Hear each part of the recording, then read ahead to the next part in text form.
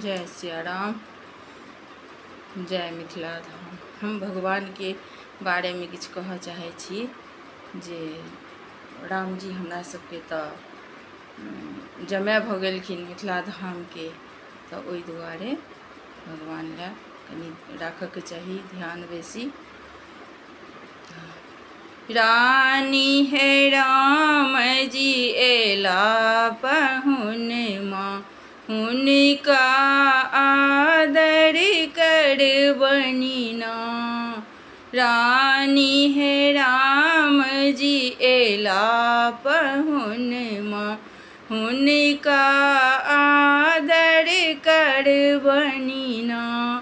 आदर करबनि ना हे रानी, बैसक देबनि ना।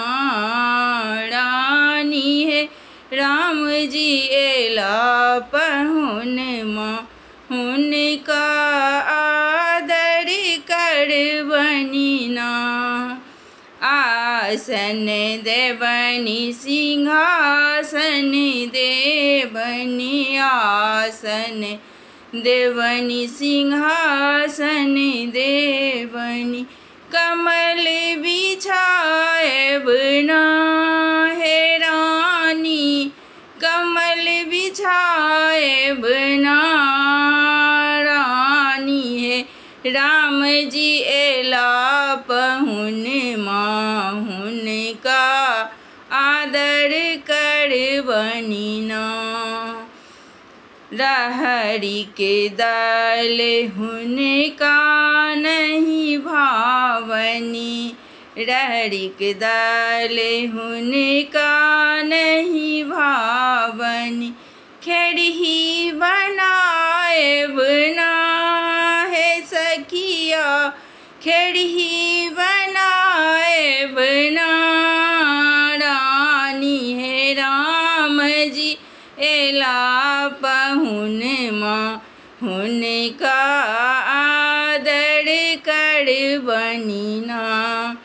बाटा अदौरी आलू कुम्हरौरी, बाटा अदौरी आलू कुम्हरौरी। तरब तिलकोरा ना हे रानी, तरब तिलकोरा ना हे रानी। राम जी एला पहुनमा, हुनका आदर करबनि ना हे रानी। राम जी एला पहुनमा, हुनका आदर करबनि ना। अपने आता लखन के लता, अपने आता लखन के लता। हुनकर सेवक श्री हनुमान जी, हुनकर सेवक श्री हनुमान जी। हुनको लाता ना।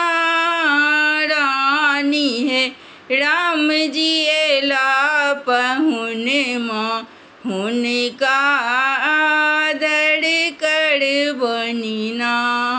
रानी हे राम जी एला पहुनमा, हुनका आदर करबनि ना।